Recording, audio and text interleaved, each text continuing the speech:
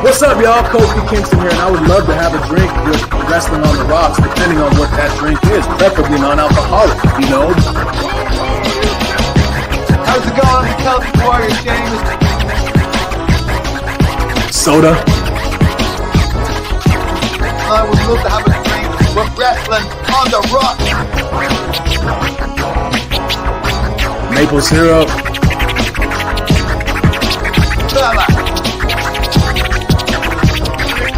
I would never have a drink with Wrestling on the Rocks. Welcome to Wrestling on the Rocks, episode 1. Again. We're doing it, Miss Amanda Jane. I'm at Ref Marsh. We're at WOTR, the show. This is Marv.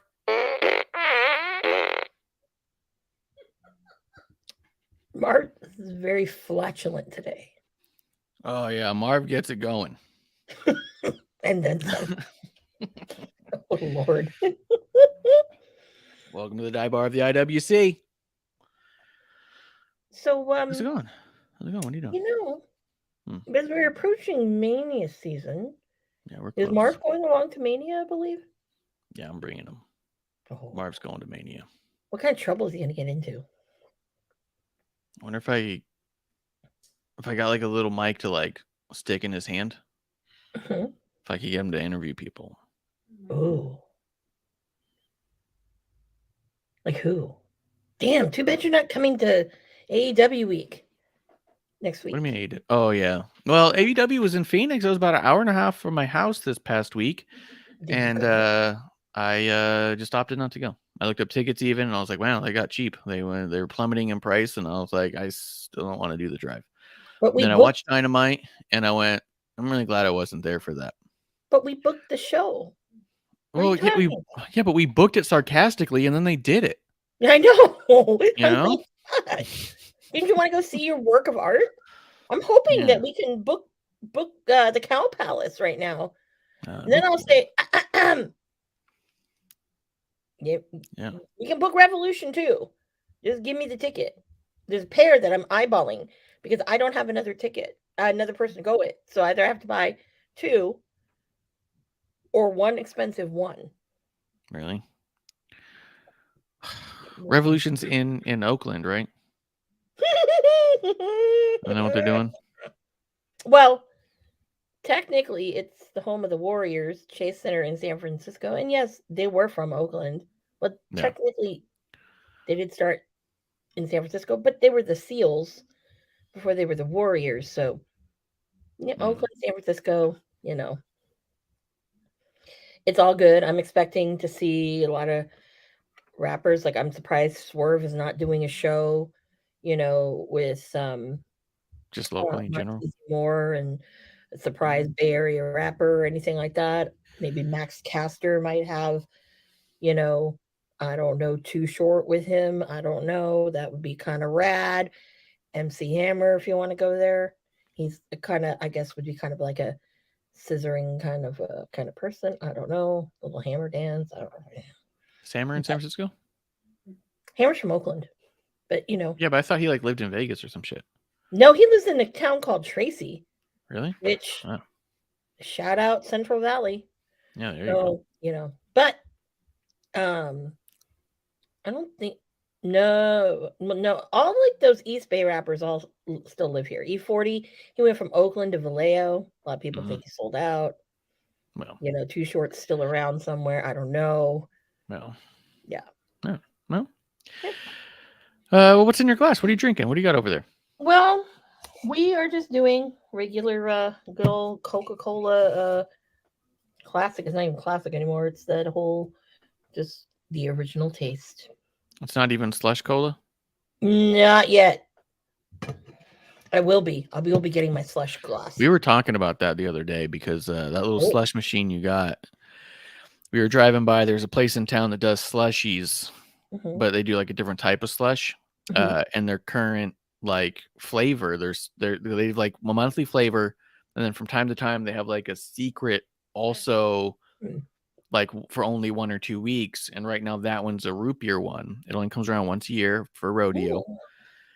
And producer lady was all mad that she's not going to be able to have it because it's all sugary. And I was like, well, just let's buy the slush maker and get 0 sugar root beer and make our own. A&W. That's the preference. We can get A&W has a no sugar that's real good. So does Dad's has a diet Dad's that's got 0 sugar that's really good still. So yeah, there's a couple options. And then to be honest, Kroger brand, the Great Value Kroger brand or whatever, 75 cents a bottle for a 2-liter, and is real good. So I've been going through it. But I'm having some wine tonight. I'm having Apothic Inferno. It's a cab that's been fermented in a whiskey barrel. So I'm into it. I would be into that too. Would definitely be into that. Yeah. But yes, slushies. Now I found a place right by my work that actually sells Dole Whip. Oh, you know what? Dole Whip's been popping up places. Where else did I see it recently? Yeah, I've been wanting to go and do that and put some pineapple soju in it, maybe. I remember last time, episode 1, when I had soju. Oh boy. No, that's true. It was rocking and rolling. Yeah, a lot happened. Yeah. Was there any news, or did you want to do birthdays? Well, I don't really think there was news, honestly. I don't think there was much. There was one thing that came out that I think is going to come up later. So we'll just break the news, and then you heard it here first.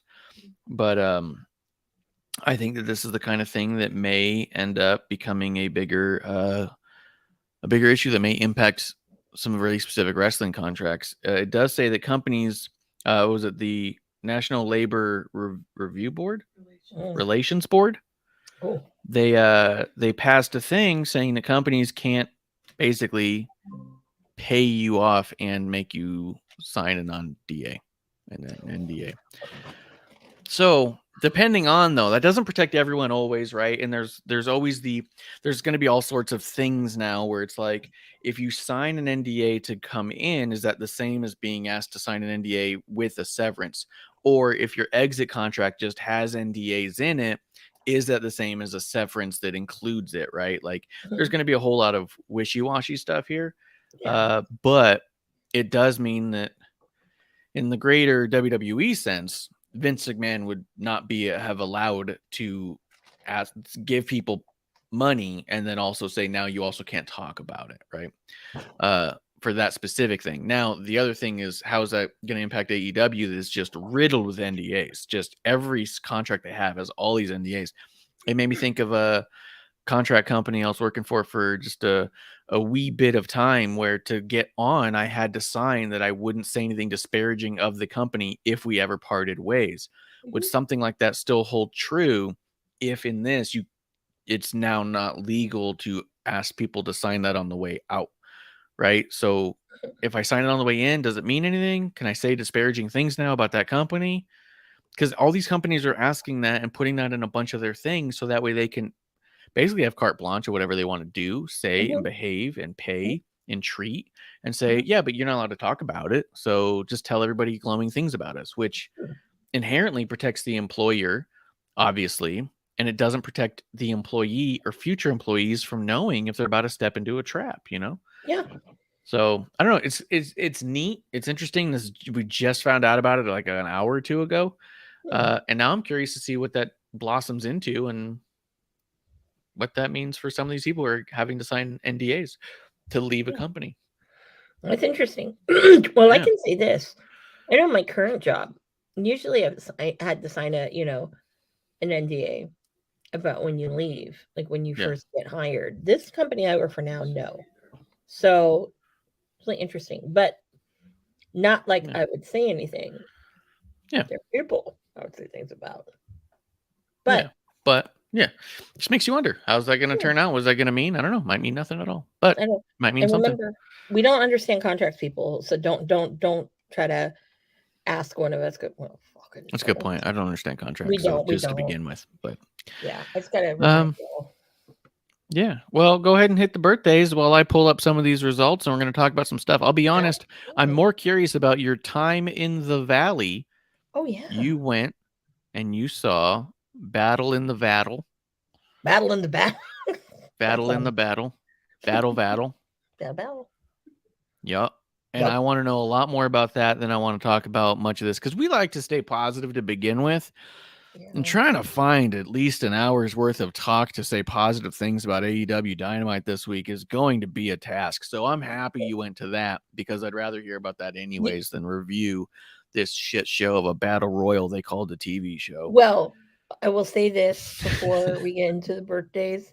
Just a heads up, y'alls. Since we did book the show unofficially, we don't have much to go on over because we booked it last week. Yeah, every prediction we made last week happened. So and tell us that we did not book that damn show. Okay? Please. Actually, yeah. I got a post last week's on the audio. It's still on YouTube though. Our YouTubes do better numbers than our audio anyways. 4 people listen to the audio podcast. Dozens and dozens watch it on YouTube. I don't know. Because why it's easier to hide on YouTube. I think. It's easier to hide on YouTube? I think so.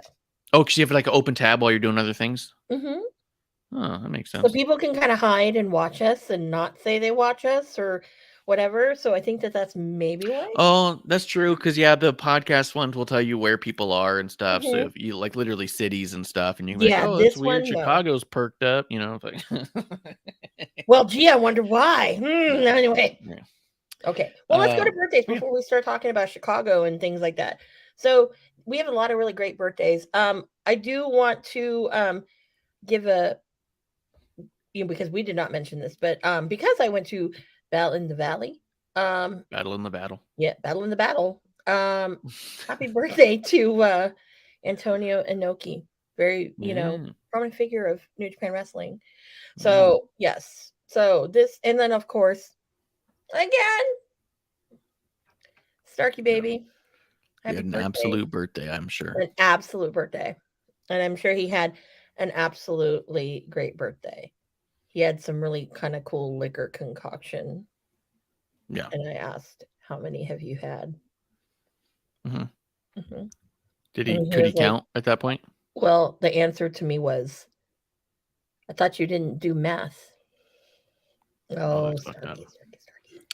Knows me too well. Anyways, so. Although I did find it really funny that your interview for Sheeta, for anyone who didn't go back and re-listen to it, is you go, first off, your gear is amazing. Secondly, how many of those drinks have you had? And she's like 5. And then you guys both go like, ah, and then she just leaves. So I was like, it's so good.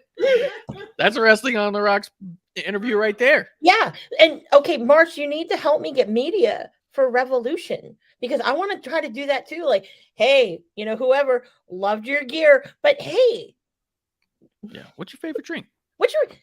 Right now, if you were to have an alcoholic beverage, what would it be? And people would be, who invited these people? And I would say, well, who invited like Dave Meltzer? Okay. You know how funny it would be? Here's the thing that would make it so funny. You'd stand up. Hey, Tony Khan, Miss Amanda Jane from Wrestling on the Rocks. Quick question for you. If you were to be drinking anything alcoholic right now, what would it be?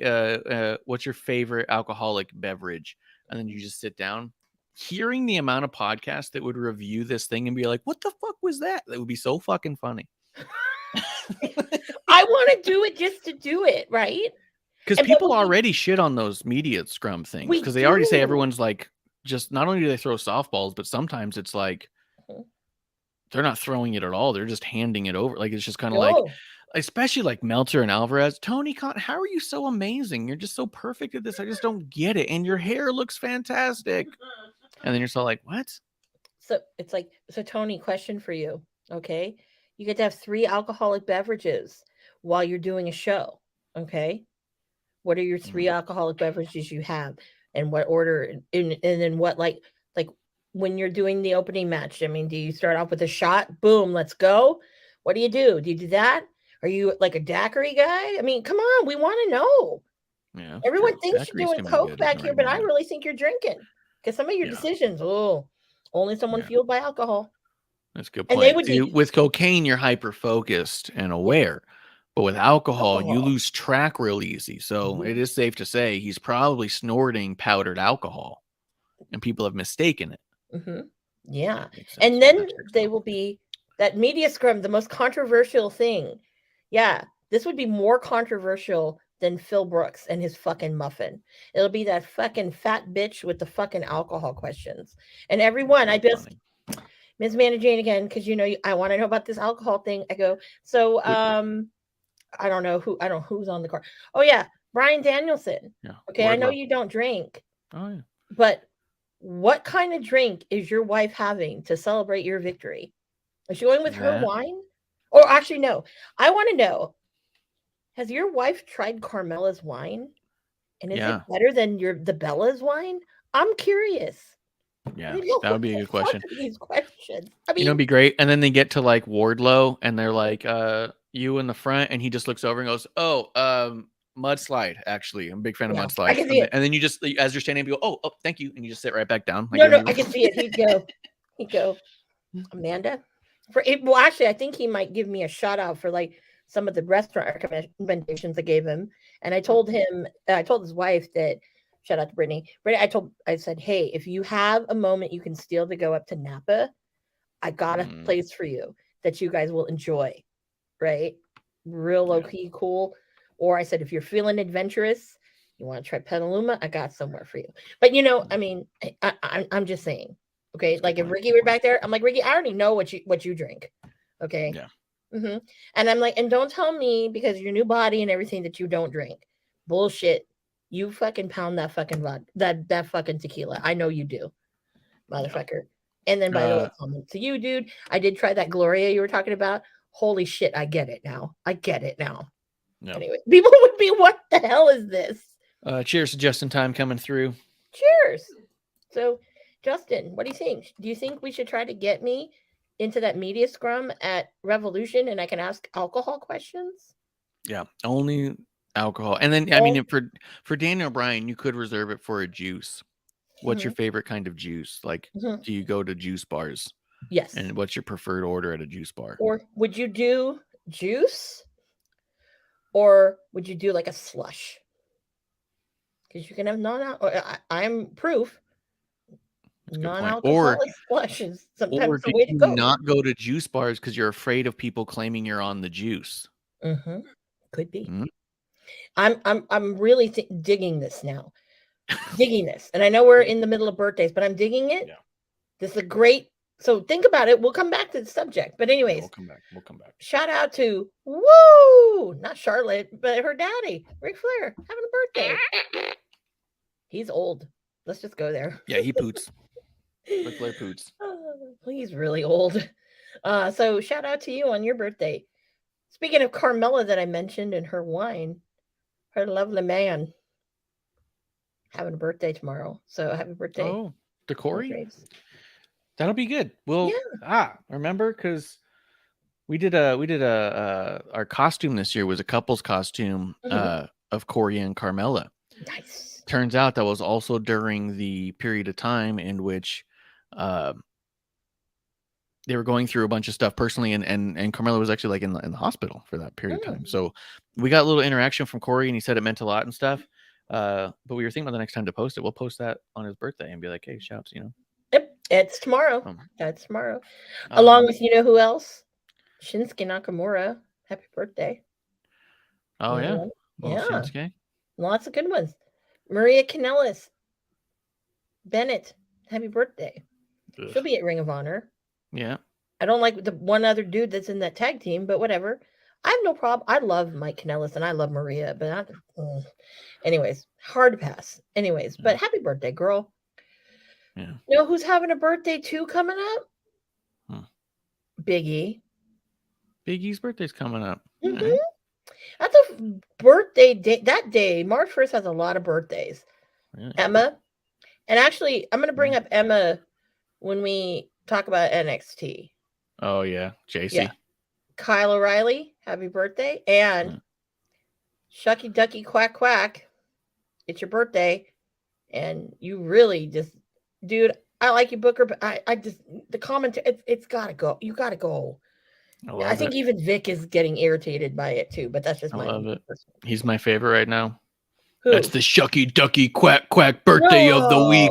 Oh my God, no. I would rather have JR listen to him call everybody under the sun Oriental or whatever, yellow, slant-eyed, whatever. I'd rather hear that than Shucky Ducky Quack Quack guy. I'll go there. I love it. Justin does say to do it, ask the real riveting questions. So Justin's on your side here. Yeah. Ricky Steamboat, happy birthday. And finally, one birthday we cannot forget because this guy probably could kill us is happy birthday to the Murder Hawk monster, Lance Archer. Yeah, what a bummer with him. Because someone asked him straight up, or he said it on Twitter or somewhere, but it was like a straight up like, are you like he's injured or something? And he goes, no, just not booked. Like Miro, it's not booked. Yeah, just not booked. You got Miro and Lance Archer there, and both of them haven't wrestled in months and months. And then when you look into it, or they are asked straight up, they go, yeah, no one's asked me to come in.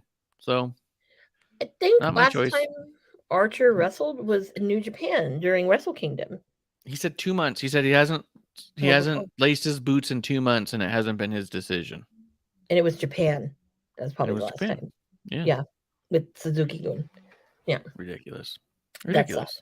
So, but whatever. Let's see in the chat. We're talking about some stuff from the AEW show that we'll talk about later. So, I believe in Joe Hendry. Yeah, that's the match I need to see now. Joe Hendry and Lance Archer.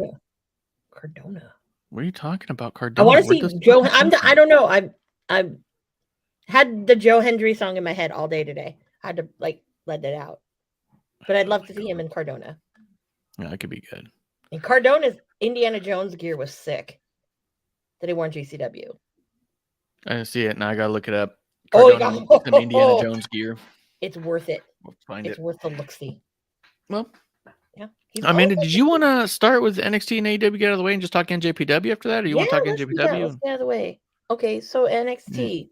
Yeah, let's talk some NXT. So I will say that overall, there's stuff happening that I like. I do like Ilya, and I do think his match with Trick was way better than I thought it was going to be. Oh, yeah, me too. Trick's also looking pretty big. I think he's been hitting the weights pretty hard. Oh, yeah. I think Trick has to, because I feel like Carmelo is going to be gone after Mania. Yeah. Oh, yeah. Yeah, it's a safe bet. As far as matches go, though, like I'm really liking what Joe Gacy's doing. I don't like this interaction with Chase U though, but I do Yeah, think that's Ava's awful. doing a lot better. I think the Dyad's really dialed in. Like Mhm. I like them as a faction. I Mhm. just the more and more I see Chase U, the less and less I want to see of Chase U. Because Like, it's Chase U. That's yeah, why. I just think it's such a misuse of everyone in there because I think everyone in there shows so much more potential than what this is. Yeah. You know, feels very Spirit Squad. Like all of Yeah. those guys in the Spirit Squad, you go, oh, they could all be heavyweight champions and Hall of Famers if they just weren't doing this. Yeah. You know what I mean? Mm-hmm. Yeah, I know what you mean. And then also, I kind of feel like Thea Hale just was so annoying. I'm just like, shut up. She needs to dial it back. She's got so much potential. She looks Mhm. great.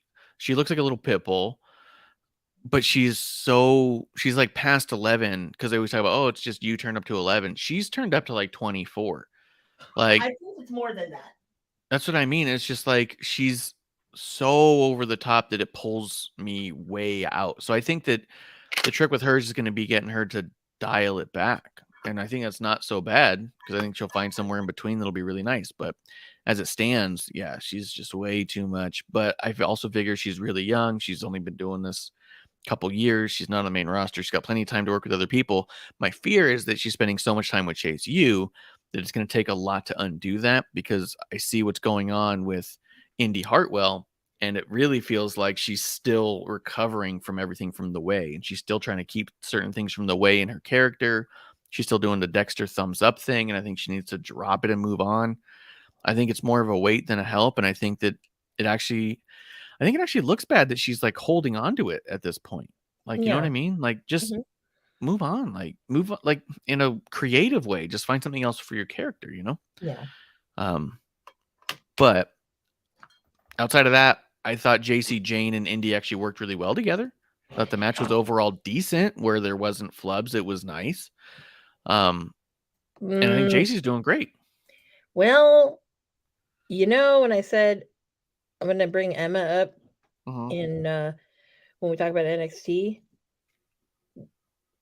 Emma, remember Emma's her whole to Neil Dashwood, it's all about me Yeah.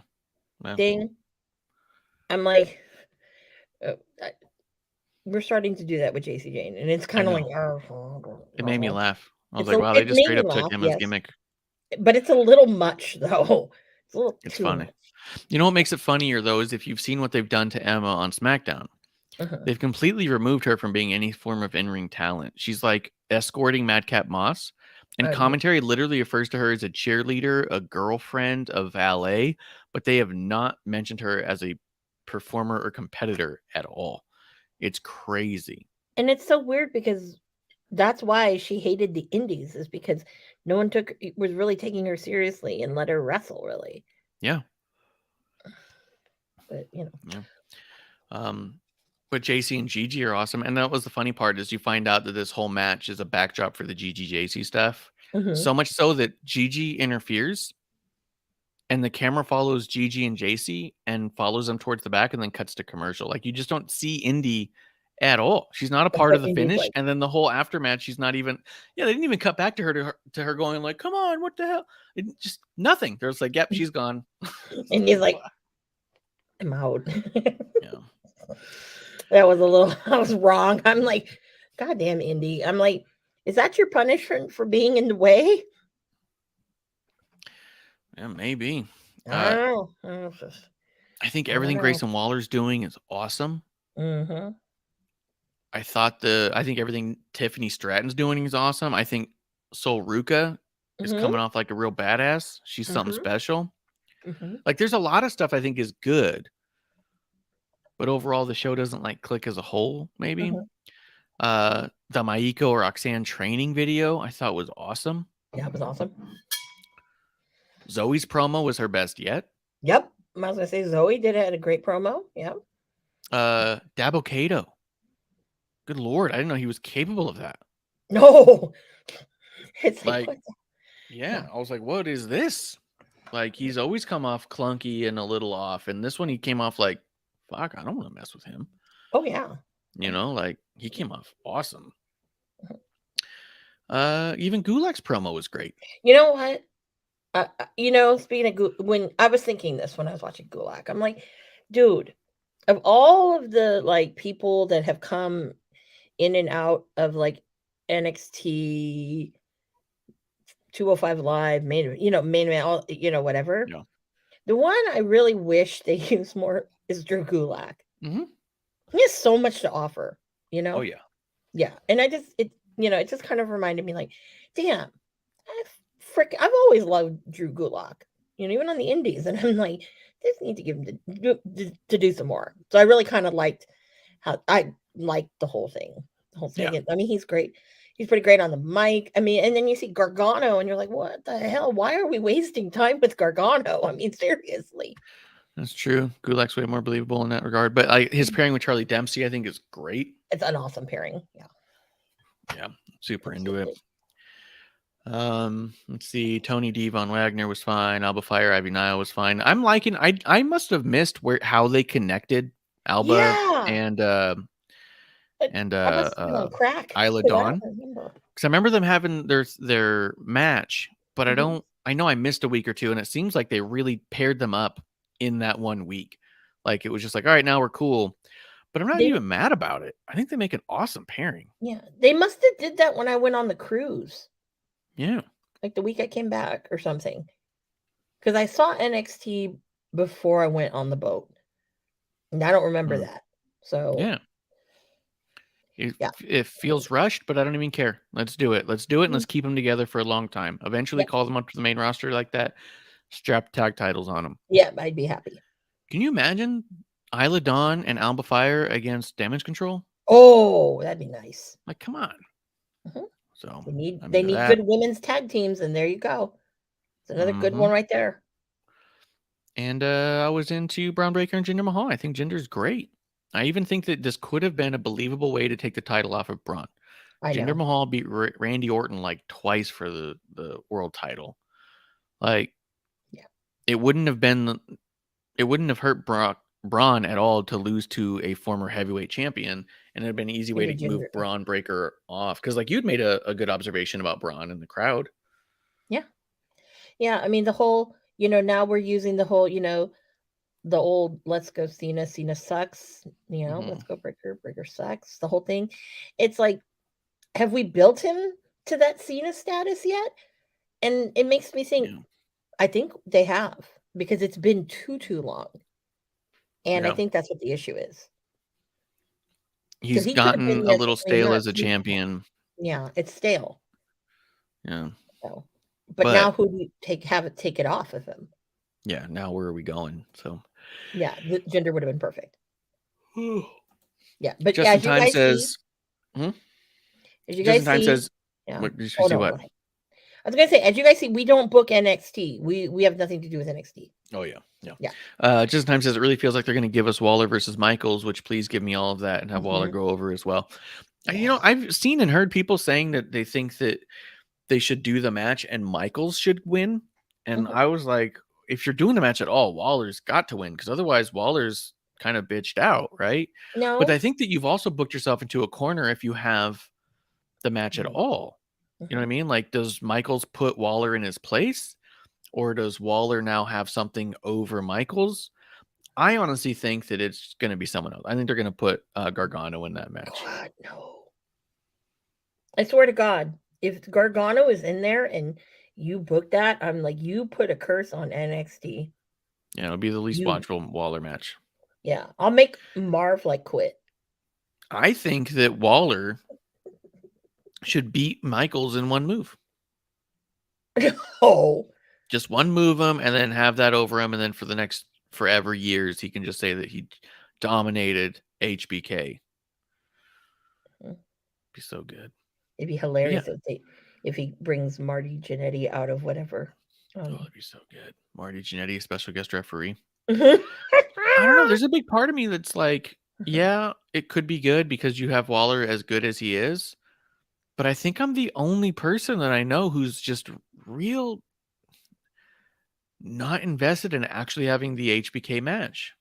You know what I mean? No, I know you're cursing it by trying to book Gargano in it, and I don't get it. I don't want that. But I'm saying, like, I don't think I even Like, want they're Michaels. really I don't want Shawn pushing it Michaels out versus there. Waller. The last time we saw Michaels in the ring, it was trash. It was terrible. A lot of people are trash and terrible when you're old. Yeah. You I know? don't need him to look that way. I I know, but didn't like Ric Flair's last match. You know what I mean? Like, fuck. I think there's a certain point where it's like, no, you just don't do it anymore. You have other people do it in your some of these place. guys, they don't understand that, brother. Come on. Yeah. But yeah, I'm not. If we were talking 20 years ago, yeah, I'd say that sounds fucking great. But at this point, no, I have no desire to see Shawn Michaels in another match. Well, The like, dude can't even keep his eyes straight. Fucking. I have no desire to see things like, Roman Reigns and Cody. At least Sammy would have been more interesting. Yeah, Sammy would have been great. Yeah. Yeah. I have no real desire to see Shawn Michaels wrestle. I just don't. I guess I haven't seen anything from him that makes me go, yeah, I want to see him have one more match. I'm just trying to figure out who's he going to put in place. Who's the surrogate? You know what I mean? Because we could have some great story there with Shawn Michaels being, still the guy. Mhm. But yeah, I don't know.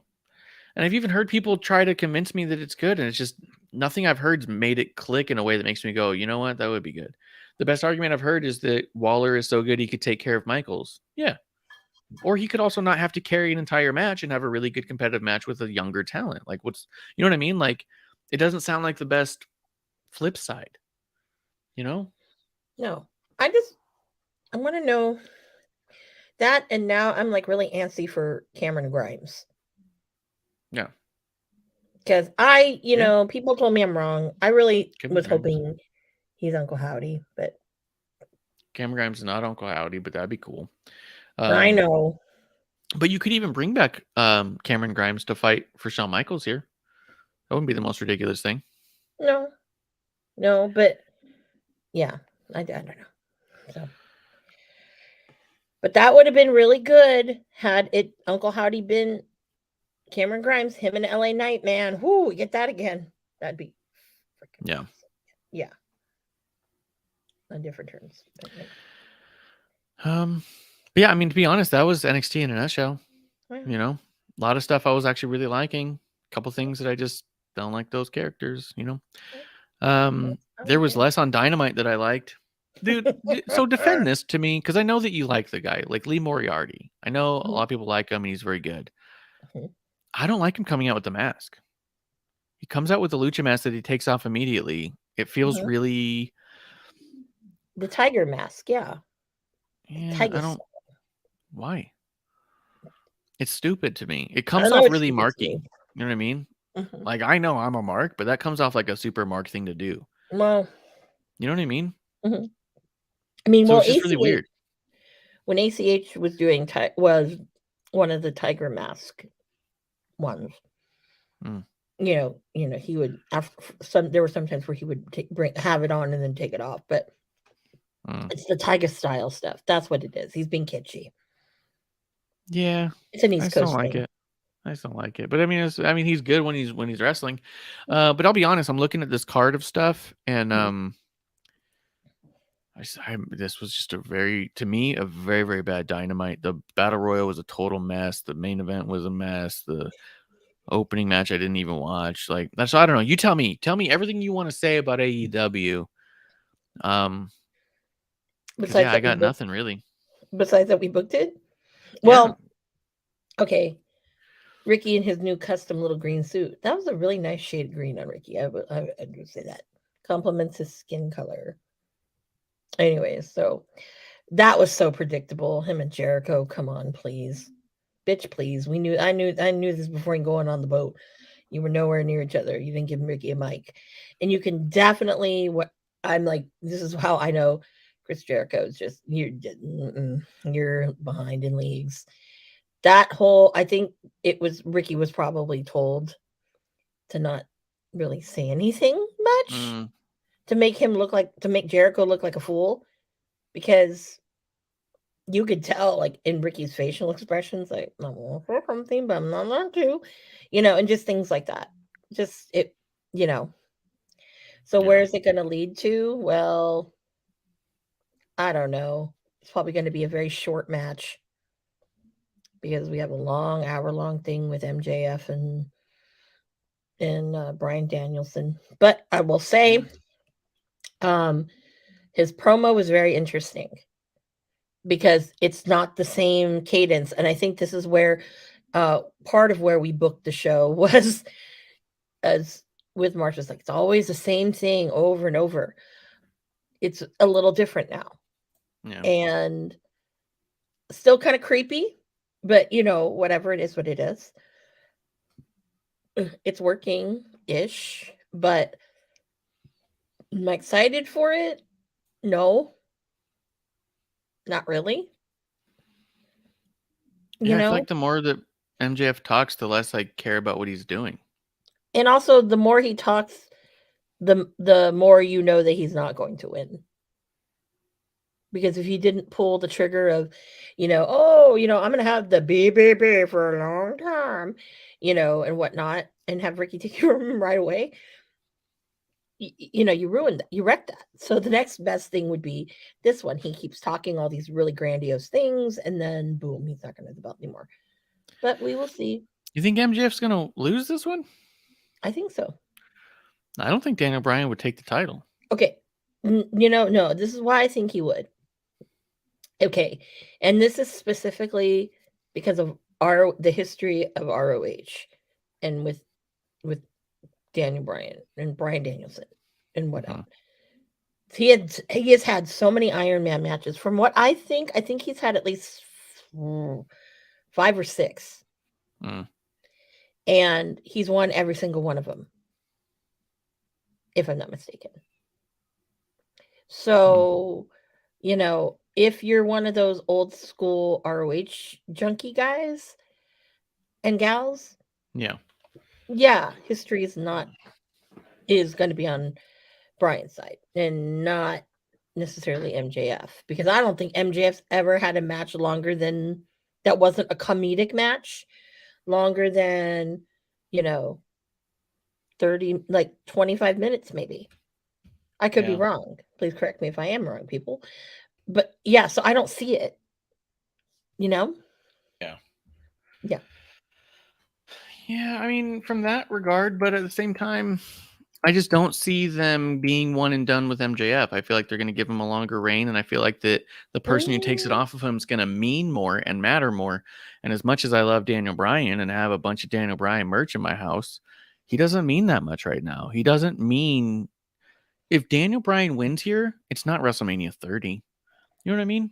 Yeah. Like, it's not the Miracle on Bourbon Street. Like, it would just be weird. It would be like, oh, that's really weird that Daniel Bryan was in this tag team and all of a sudden took the title off of MJF. It would feel like all of a sudden he hasn't come off that important.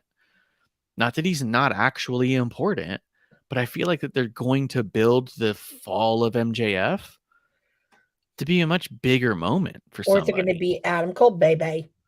That takes could be Adam Cole, could be Paige, could be a returning Punk. Like, I could see them making it build to something that would mean more than this particular story. This particular story doesn't seem to mean a lot.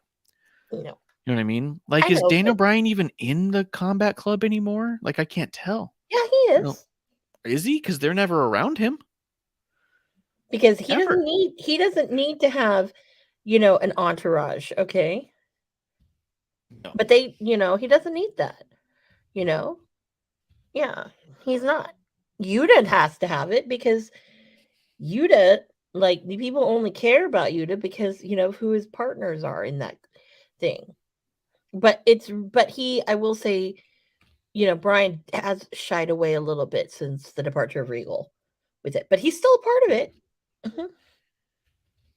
Still part of it. Yeah. And I believe I did call out one of the winners that's going to be facing the Acclaimed and I called it out last week, the fucking Jarrett. We were trying to figure out who would be. Now I'm surprised because you said it was going to be best friends. And let's see, we know that we have the Acclaimed, we have the Guns, We said best friends, and I said probably also And I said, Jarrett. I said Jarrett and Lethal because that was the other tag team that was in But that. if we don't have the best friends, who do we think the other one's going to be? If it's not the best friends, because I'll be honest, seeing all the tag teams in the Battle Royal, I didn't see any of them. I didn't think that any of them were close to being winners of this. That's why I think best friends. Yeah, best friends. Even Lucha doesn't make sense because they're doing all the other stuff. No, Lucha. No, it's not going to be Lucha. It's gonna. I think it's really going to seriously be best friends. Yeah, probably. Mm-hmm. Especially with the end of that match. But yeah, Jarrett and man, I love Jarrett. That whole match was such a mess. I know. All of that was, I mean, so, but I don't know because the only reason why I really think why too with Jarrett and Lethal, because I think they're going to be those guys when ROH, I think at Final Battle, they'll probably have something going on with that. I have a feeling. Could be. Yeah. But yeah, that was the main stuff. Yeah. Evil Uno's not very good. I don't know why they put him in the main event. He looked like he didn't belong there. He needs Stu back. He's better as a tag team. I didn't mind. I didn't see every beat, but I didn't have any issues with Sky and Saraya. There was a lot going on there. They're still pushing that story with Jamie and Tony. That was all fine. Why am I the only person who really is enjoying Saraya? Right. That's what I mean. I didn't have an issue with this particular. I don't like any of the spray paint stuff, but this match was a fine match. Mm-hmm. The kind of aftermatch stuff was fine. Like I didn't have. There's nothing to me that was glaringly bad or awful. Like last week when they pulled the fan over the thing, that was terrible. This didn't have any of that stuff. I was like, this was fine. Like I had no issues. I don't need Britt Baker involved, but it was fine. No, and unfortunately, Tony Khan's big news. Oh, we're gonna have another show after the show, and we're gonna feature people. Yeah, the first two people you're featuring, Britt Baker and Bebe. Is that what two different episodes? No, Because they said so Tony was like, big announcement, huge announcement, gonna be a big announcement, gonna be huge. It's gonna change the company. He says. No. It's another reality show. It's the one to take the place of Cody's Roads to the Top. Mm-hmm. They're just recasting Roads to the Top. That's all. No. And we already knew they were doing that. Every week it's going to be a different person. It's worse, but it's still a recasting of that show. It's just that they're going to have a different main character every week. Yeah. But what a stupid big announcement to push. And then to wait till the end and then get it. You're just disappointing people at this point. At least I didn't get any. I was wrong in my predictions, but at least I didn't get the one.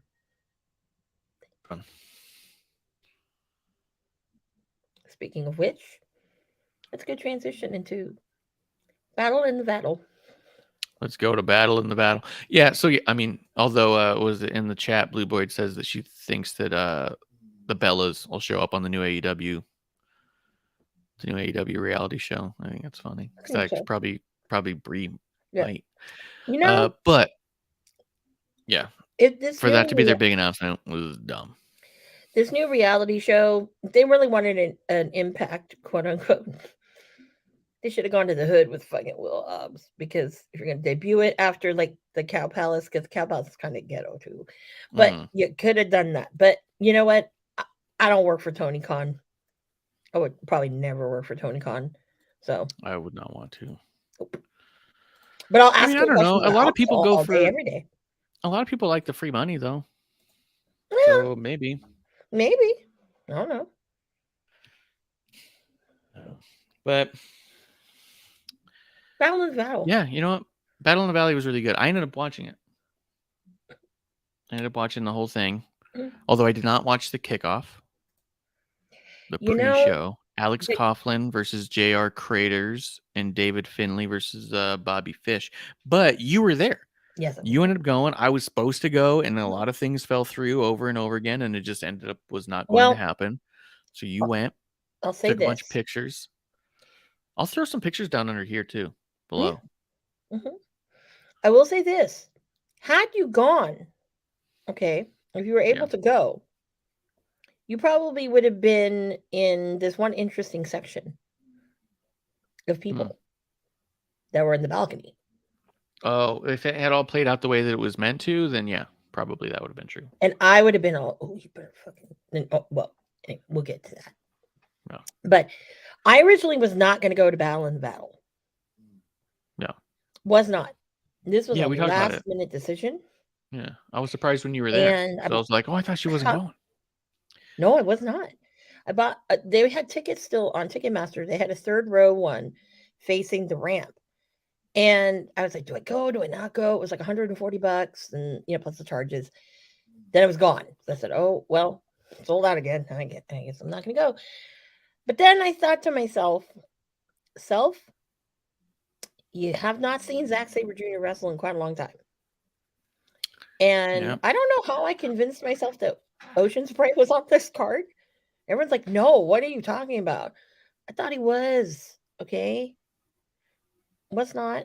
So that kind of influenced the thing. And I will say, going into it, I was probably the only person there who could give two shits about Kyrie and Mercedes Moné. Okay. I honestly. You didn't get the feeling that the San Jose crowd was into that match? No. I just was like the only person going into it. Everyone was excited about it. I could care less. I was all about. Yeah. You weren't all that interested in Mercedes and Kari. No, I'm like, give me some goddamn Zack Sabre Jr. And then yeah. holy hell, we're gonna get Tanahashi and Okada again. Okay, Jay White and Eddie, and I'm sitting there thinking to myself on the drive, please don't make Eddie a bitch. I can't take that. If Eddie's going to be Jay White's bitch here, I'll walk out, and then I thought to myself, when I saw what the actual the order of the card, I was like, oh, fuck. if Eddie gets treated like a bitch and I walk out, I'm going to see Zack Sabre Jr. Yeah. Oh, I got to rethink this. So, bought the ticket, the 11th hour. I bought one of those ones on StubHub where it tells you you're on the floor and in a certain row, just you don't know where. Oh. Yeah. So I ended up in the fourth row. I was on the fifth row, excuse me. The fifth row. And I was like seat 7, and it was the entrance ramp. So if you were facing the entrance ramp, I know where you were because I could see you the whole time I was watching. The camera I know. Well, I moved around. I seat filled, okay, because that front area, there was nobody there. And it's like, I was about to say, you were 5 rows back all the time. Yeah. You were like second row, third row. Yeah, I was in the second row. Well, I had fifth row officially. Yeah. But I moved up to the second row. And then it was funny because the people who were on the end of my row went up to the front row and just sat there. And they're like, if someone comes, we'll move. That was everybody's attitude. People were cool about that, right? Because it also looks better for the TV show. TV. You know what I mean? Like if you've got people just not filling the first 2 rows, that looks bad. So if you just have the 4 and 5 rows move up to 1 and 2, everyone's happy. Yeah. And if those people show up, I'll move back. Yeah. And I had the most incredibly tall people in front of me. There was a girl. Okay, I have a photo somewhere. I think I deleted it. She was in front of me with her boyfriend with a Bullet Club gear, and he had a belt with him. Okay, don't bring a damn WWE belt to New Japan because nobody cares. Okay, first of all, WWE belt. Yeah, and then second of all, if you're going to bring a belt, be prepared to defend. I'm one of those kind of people. Yeah. Okay, especially the problem is not the people defending it. Problem is that nobody's challenging. I've walked around with this. I went to a SmackDown with this one, the Overweight Championship of the world. Yeah, but that's different. Challenged me. Someone said, "Are you willing to defend it?" I said, "Are you willing to fight?" Because I'm willing to defend it. Let's do this. Yeah, I'm also the referee, so rules are in my favor. There you go. See, it happens. But this girl and her boyfriend. This girl was like literally like 5'10", and she had a fake ponytail on her head that was really high, like Madonna from Blonde Ambition tour days. I really dated myself. So if you don't know what I'm talking about, just look it up. Yeah. Hashtag I'm old. Anyways, so when she turned her head, all I could see, because I could see, but when she turned her head, I couldn't see anymore. It was all hair. And I'm like, oh, hell no. Like, I want to see ZSJ. And my friend was like, but he's tall. And I'm like, yeah, but I also like am short, and everybody was tall in front of me. And when they're taking pictures, you can't, whatever. So, so I ended up in the second row, and then the people who were in front of me on my end, I'd ask the husband or the boyfriend, like, hey, I'm only here to see this guy. And he goes, I will let you have the front row. But I felt bad because I misjudged it because Tom Lawler and Homicide were there right before. I thought, I screwed that up. So, but he was really cool with it. And I got to see Zack Sabre Jr. And then I happily, because next was the other match, went back to my original seat. Yeah. Yeah. Did you go to the fifth row? Huh? You went back to the fifth row? Mm-hmm. See, I was going to ask you because I noticed at the beginning of her match, you were gone. I was like, that's where Amanda was sitting and she's not there. I thought, because of when you were messaging me, I thought there was a possibility that during that match is when you went back to the merch stand. Because I thought, theoretically, if you wanted to try and get Mercedes merch, as soon as her entrance starts, every Mercedes fan is sitting down. If you shot to the merch table, there might not be a line, and you might also be able to get the Mercedes merch and get out before the big rush of Mercedes after the match. You know what I mean? The 40-minute delay before the shows actually started helped the merch line. So most people were already back. But in tradition, most of the time, New Japan shows, half the time people spend their time in the merch line. That makes sense. I was going to ask you about that because I saw here this note for the thing that due to technical difficulties, they delayed the start of the pay-per-view by 45 minutes. So I was going to ask you that was like a legit delay in-house too, right? They just like weren't doing it, right? It was a legit in-house delay. And it was bad that the guy who's kind of like the ring announcer, doesn't speak English very well, would come on the mic with like, yeah, we're having some technical problems. We'll be ready soon. And that was all they would say. It was like, okay. But I got my information from looking at my friends on the feed. They were pissed. Because apparently, I guess on Fight, there wasn't sound for the first half of the show after the video came up. Well, yeah, that's probably shitty, but I'll say I watched the whole show without commentary. I stopped. So I had it on my second screen while I was doing a bunch of editing, and I kept watching, and I didn't like just look away for entire matches. I watched as much as I could because a lot of my editing was audio based. So I was watching as much as I could, but without listening to it. I will say, once Mercedes came out, I did. I mean, and even then, like, her entrance was kind of long. I waited for Kari to get in the ring, and then I stopped everything I was doing and just focused on the screen and turned the volume up. Oh my God. I was like, Kari, okay, let's do this. Your entrance. Oh, fuck. I love that. But to go back, I don't like Riccaboni. I don't know who the guy was with Riccaboni in the English commentary, but like Riccaboni can be dry if he doesn't have certain people with him. That's just my opinion. I'll be honest. I've heard a lot of people put him over as being incredible. And to me, he's a pretty average down the middle kind of commentary. He's not amazing. He's not shit. He's just pretty standard. And I think that there's a very good thing to that. Cause I think there are very many people who do too much or do way too little and they're terrible. He's just a comfortable person on commentary. And to me, I think that's good enough. But other people want to make it sound like he's the greatest commentator in the history of time. He's not the greatest commentator. And I'll say this. I don't have any issues with him, but I'm not like, whoa. When he's with Caprice Coleman sometimes, because they both get really excited and it's very distracting. Now, his best partner ever, and I'm not saying this because of who it is, but him and Cabanarama, those two. And actually, if you listen to, and I watched this the other night on our Honor Club, I watched 16th anniversary.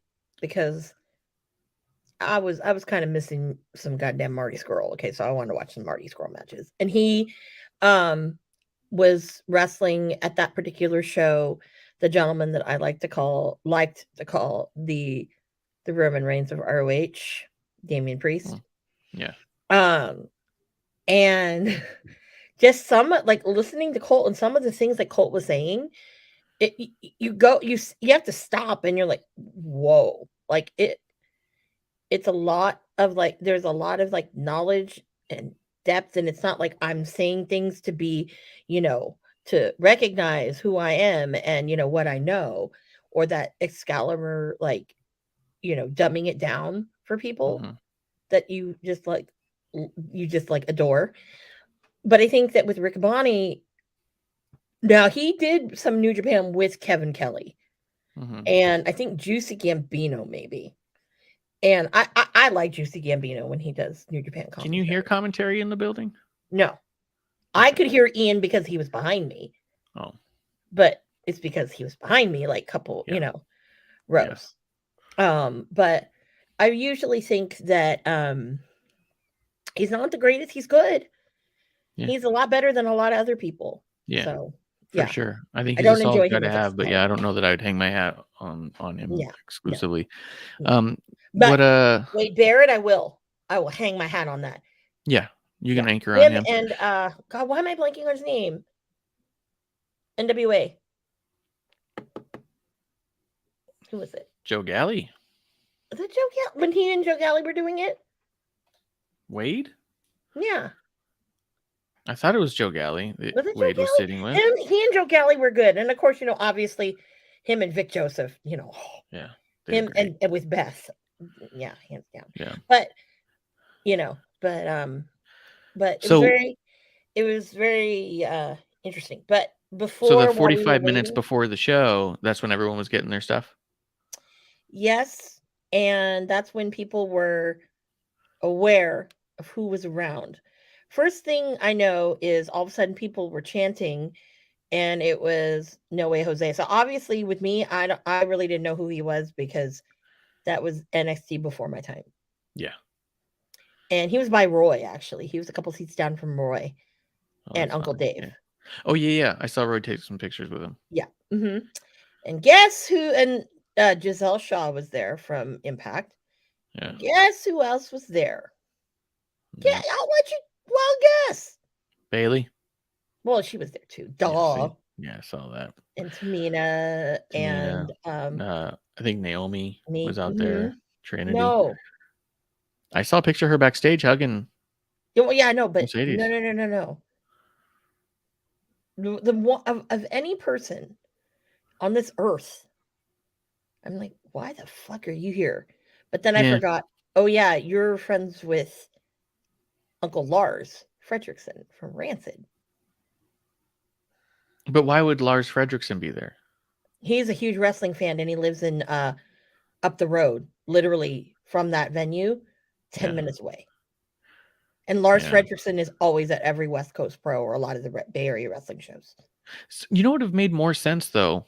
Because I don't know why Phil was there when I think about it, other than to be there and sit next to Dave Meltzer and talk, which I thought was also hysterical because this was just days after Tony Khan went on Twitter and said that Ariel Helwani was a biased journalist, right, basically for doing something with WWE.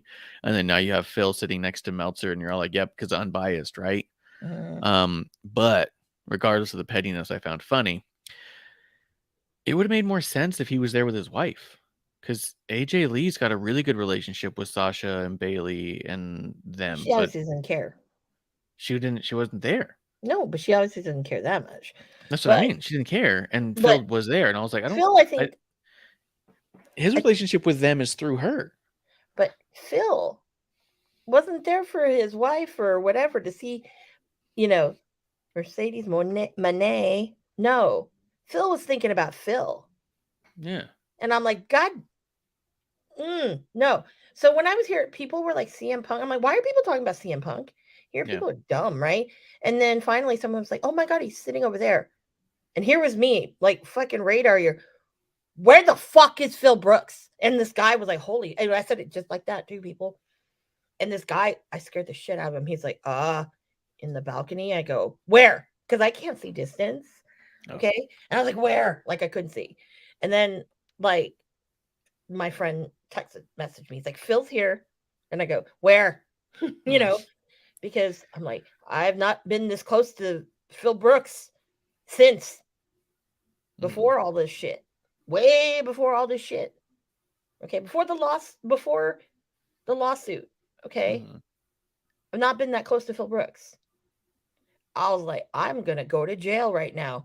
And because I was about to get up and go, oh, I'm gonna give that motherfucker a piece of my mind. Because the principle of the fact, and he's here.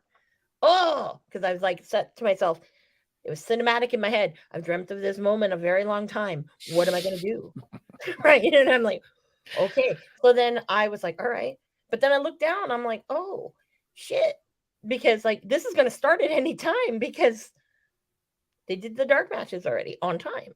It's going to start any moment. And that's all I need is to have this commotion. And then all of a sudden you see a body flip over the balcony and splat on the ground dead. And, I'm like, oh, me. But I was like, oh, hell no. And this Mai's like, why are you so angry? I go, hashtag Team Cabana. You don't even know. I go, Phil Brooks can die as far as I'm concerned. Right. And I'm just like, oh, I don't even know why he's here. He's probably here because he thinks he wants a job with New Japan. I said, I really hope that Kenta fucking is like, fuck you, motherfucker, stealing my moves. He kind of did. He did online. Did you see it? Kenta said something like, my biggest fan was here. I hope he enjoyed the real go to sleep or whatever. Yeah, that was one of the things I yelled at. So then I was like, maybe I shouldn't go because it's a holiday weekend. And then I thought to myself, if I started a Colt Cabana chant, would people play along with me? I thought about it. And the next thing I know, I look up and he's got a huge fucking line of people like he was at a fucking Comic-Con. Yeah. And I sat back and I cackled. And I said, you know what, Phil? Karma's a bitch. I don't have to do anything right now. Because this is the one thing you hate. You hate shit like this. You fucked up. Except for this, if he's doing it for himself, and I think that there's a very good chance he did, that's his PR, right? Let me go around wrestling fans and be really nice and let them all have free pictures. And I don't know if he signed anything or not, but I don't know either. I know he did take pictures with people. Yeah, I heard he took a ton of pictures. I didn't hear anybody say they got a signature, but I don't know if anybody asked even. I wonder if people just didn't. I would have. I'm like, yeah, I would love a signature because I'm about to flip this bullshit and I'm going to give the money to Colt Cabana. Yeah, but like, I could see him doing that as a PR thing to try and be like, see, I'm the good guy. I'm a good guy. I'm the nice guy. You know what I mean? And you're like, the good guy. And then this man was like, you just do not like him. I go, no, I wish he'd die.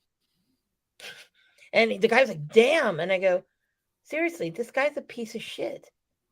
I said, but you all like love the guy. But it's like, if you have friends and you love your friends, if you're a real person, you'd have their back. Yeah. You don't do things like what this guy did. And you also don't have friends that are cannibals. I wanted to ask, go up there and go, so how's your friend Ace the Cannibal Steel? What's Kenny Omega taste like? What alcohol? Wait, you don't drink. Coke or Pepsi tastes better? I think Coca-Cola would taste better if I was going to bite Kenny Omega. But, but anyways. So he got his karma. I will say this. People respected Bayley and Tamina and Naomi a lot more than Phil. And I thought that was great. Yeah, I only saw like one or two pictures. I think I only saw one picture that a fan took with Bayley. Yeah. And I think it was more or less because she was right behind him. And I think he kind of was like, hey, do you mind? And did kind of a selfie. And she just kind of like leaned forward and smiled. And and that was that. He took a couple of photos, but not that many. But people respected that because, Yeah. And also, too, remember, she's from San Jose. So it's not like these people don't see her around. That's true, too. A lot of people probably seen her around. Yeah, like you can go like certain places. Like I used to see her around when I like sometimes around all sorts of parts of the Bay Area. So, I mean, it's not, Phil Brooks is a novelty. It's like in San Diego, people see Ray all the time. So bumping in him out in public, very rarely does he get bothered to this point. Unless it's somebody out of town. Yeah. When they were in San Diego. No. But yeah. But yeah, I mean, that's because someone mentioned that too. They said, and of course, Bayley was there because it was in San Jose. And I was like, yes, you can say that, but second to that, the company she worked for was in Canada doing shows, and she had to fly out and do Canada the next day. Like, it's not a shoe-in. It's not just because they're in her hometown, she's definitely there. No. You know what I mean? So she did make sure to go out of her way to make it happen, which I think was actually more notable that it was her hometown. However, her traveling circus is in Canada that she's got to get to tomorrow. You know what I mean? Like, And not only that too, but it was great. Her suit. yeah, the money suit. The money suit was great. No, I thought that was she had really like a great. weird I'm like, lucha mask.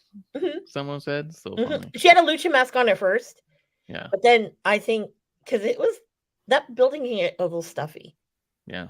and so like, and she was out there the whole show, Oh, so yeah. it's not like she just kind of came out during just that match. No, she was out the whole show.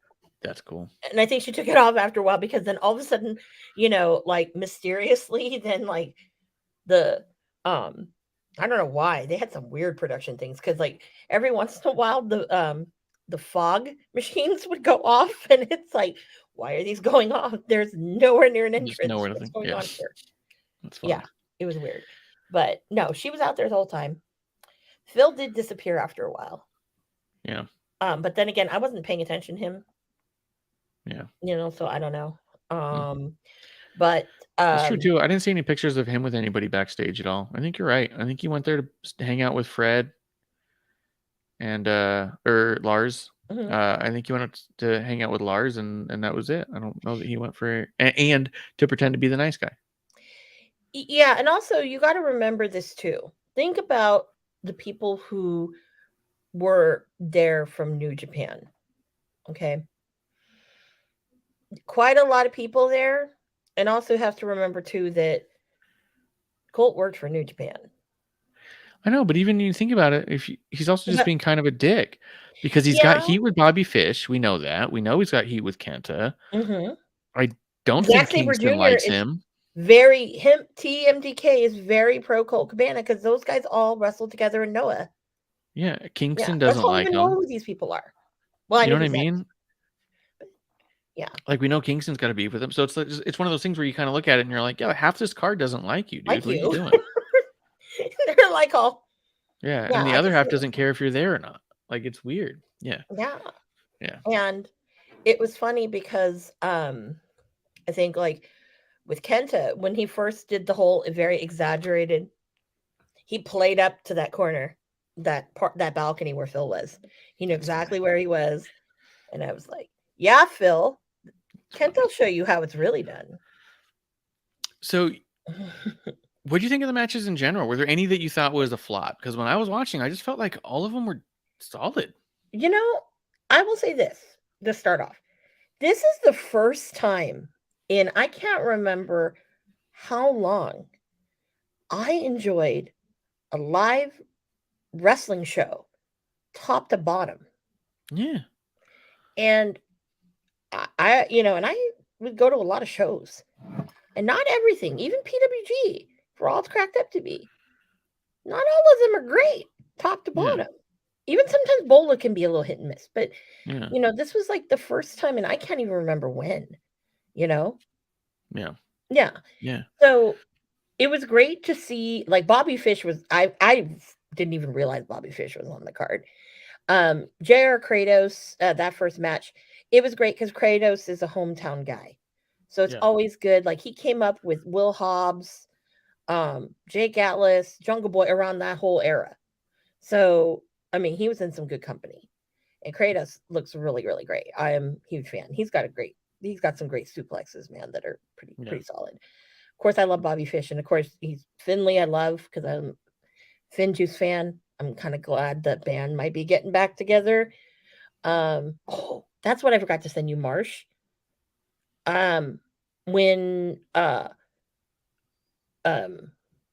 Juice came out and with the thing of quarters and knocked out Jay White or the Finley, whoever did. Yeah. I don't know. I had quarters. I was that close. I had quarters that I grabbed off the ground.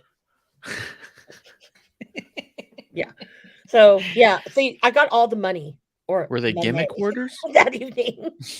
I forgot about that. Shoot. Okay. That's fine. And they were all brand That new was fun. quarters too. That was hilarious. I was like, they got new quarters. Wow, this is cool. One match that I really enjoyed, and I wish it had a different result, was Motor City Machine Guns versus the West Coast Wrecking Crew. I was surprised Yeah. how much I liked it. I knew that They it would are. be good because you've always talked very highly of both of those teams, Mhm. but I was surprised how much I liked it. Yeah, and for me, it was like both these teams but I will say that I'm really glad that, and going back because you and I with NWA when Royce Isaacs was there Yeah, and he was doing that whole thing with that was tough. Latimer. It was like you know he's improved so much, and I mean I Yeah. remember when I first started seeing Royce Isaacs, and I was like he's kind of like Joey Ryan bootleg 2.0. Mm, But Royce has got a lot of really great talent, and that match was just amazing. It was a little short for my opinion, but I yeah, really loved that match. I would say that's probably in my. It's hard to say about what's your top 3 because honestly, there quite a few of the matches could have been in that top 3. So yeah. it's not really fair to say. But that was, I think, probably one of my favorites. Mm, I would say if I have to rank them, that would probably for me been definitely in the top 5. mm. Mhm, Yeah, definitely. Mhm. yeah. They were. I mean, there was a lot of good stuff on this one. Eddie Kingston, Jay White. So, because my audio was a little low on some of it, you have to tell me. Correct me if I'm wrong here. In the very beginning of the match, Jay White does a lot of pandering to the crowd. But Mhm, from where I was sitting, I mean, because my shit wasn't muted, it was just low. It mhm. didn't sound like the crowd was reacting to him. No, they were He was all like, about Eddie Kingston. yeah, but like That at the crowd was beginning of the match, he's like pandering to them and like trying to do stuff to make them make noise, and they're just not. And then he's like looking out, like he was pretending like there was an ovation and there wasn't. Mhm. And I was like, is this character work or is he delusional? You know what I mean? Like, It's both.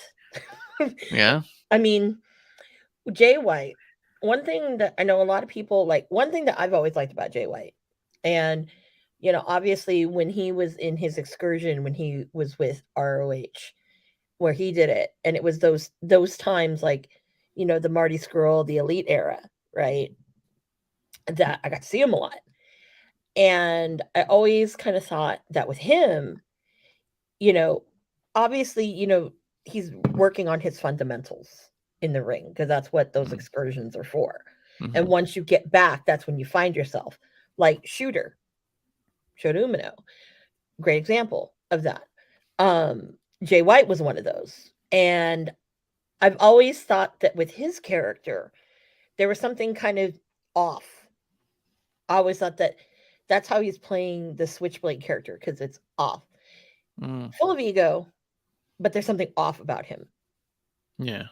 And you really saw that storytelling. It was like he was trying to hold on to that last bit.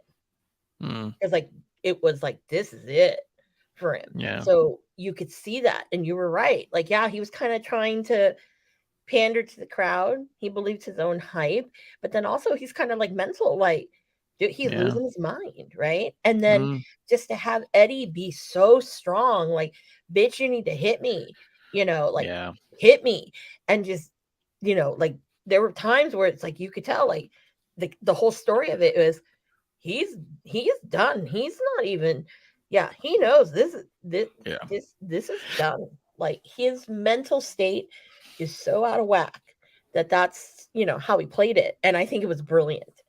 And to be honest, like to me, that was probably the second best match of the night. Was that all I know is I kept thinking to myself when Eddie came out, I'm like, please don't fucking be Jay White's bitch. I can't. I hate watching this on AEW. I hate it week after week. And when he did the press conference before and stuff, it's like that's Eddie Kingston. Okay, it made me forget about Sparkler Gate. Okay, Well, that's the other thing that's weird about Kingston is everyone seems to understand how to book him, but AEW. And then we all want to regale AEW for being the place to give him the money, and I get that. He needs that money and he deserves that. But it's also like the worst place for him to be booked. Like, get that money for sure. But it's also like, if you get your chance to see him anywhere else, do it, because it's a different Eddie. I suggest, if you can, for Mania week, we need to go to DDT because I want to see him tag with Jun Akiyama. I don't know who the Japanese people are wrestling, but to see Eddie at this different level, it just is like, Jesus Christ, like, just walk away from AEW, you know, like walk away. It's okay because you're going to get booked everywhere else and it's fine. Yeah. Now, you know what I mean? Yeah. Yeah. And it's hard Especially, to watch it that way. Yeah. Tom Lawler, Homicide was sick. That was hilariously sick. I'm just kind of like, damn, like Lawler. I mean, I like Lawler. I've always liked Filthy Tom Lawler. I'm not gonna lie. You know, he's of the one. Oh yeah, that was my other thing. I yelled really loud too, and somebody was laughing. I go, "Oh my God, Phil!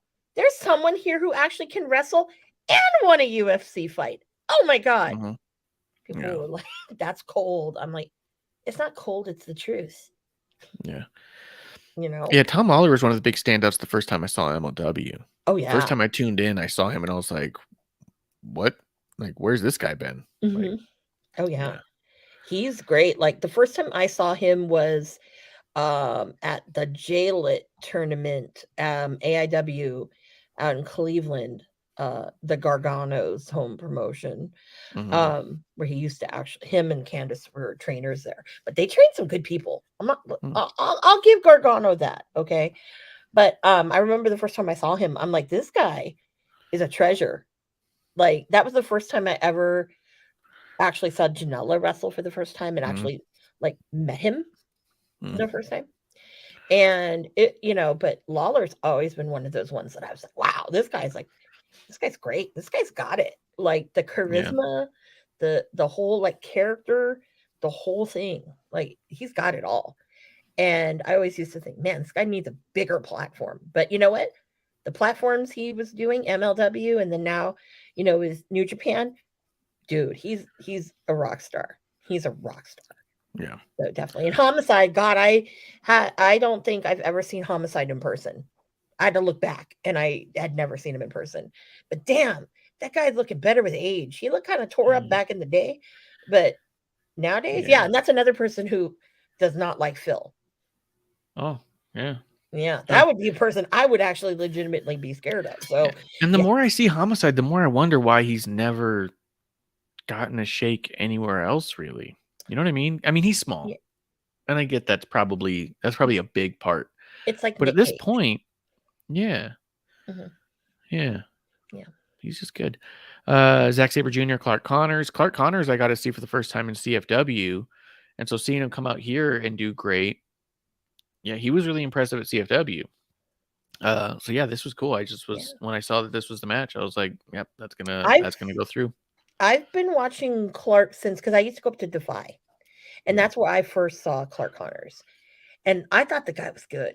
Like then, the LA Dojo that class that he was in, because obviously people know that, you know, not gonna lie. Love me some. I don't like this name. I loved me Carl Fredericks. Now Eddie Thorpe. I hate that name. I get why. Thorpe. Eddie Thorpe. He's on the Level Up, the other NXT thing. He debuted recently. Carl Fredericks, who used to be of New Japan, the LA Dojo. Yeah. Yeah. Don't like the name. I don't know what the hell that has to do with whatever. But anyways. But Clark Connors, it was really funny to me because I have not seen him wrestle in you know, pre-pandemic, right? Yeah. And his character is the Wild Rhino. He like makes animal grunting sounds when he's wrestling, and it's hilarious to me. I could not stop laughing. But let me tell you about Zack Sabre Jr. Dick Sabre Jr. First of all, when he came out, I love the guy. That guy, I love he is a new theme. He's not doing, he usually bounces between his techno music when he comes out. And then on the indies, he was coming out to like these like like cool, like kind of anti-establishment, like British bands and stuff. So they Yeah. actually made him a theme for TMDK. So I That's thought that cool. was pretty freaking rad. I hadn't heard it until there, and I was like, "Oh my god, this is so great!" Someone next to me was like, "Why are you freaking out?" And I'm like, "Oh my god, this is so great. You don't even understand. Oh my god, Yeah. it's Zack Sabre Jr. Love him." The crowd was hilarious. I think one of the best things about Zack Sabre Jr. is sometimes, the asshole he can be. And they were like, "Oh, you killed the queen." It's like, dude, okay, if you're gonna try to, heckle Zack Sabre Jr., you probably might want to do a little research before, because he's a very smart dude. And then and he had said something back. I couldn't really hear what he said. And then someone's like, "Haha, we have Harry."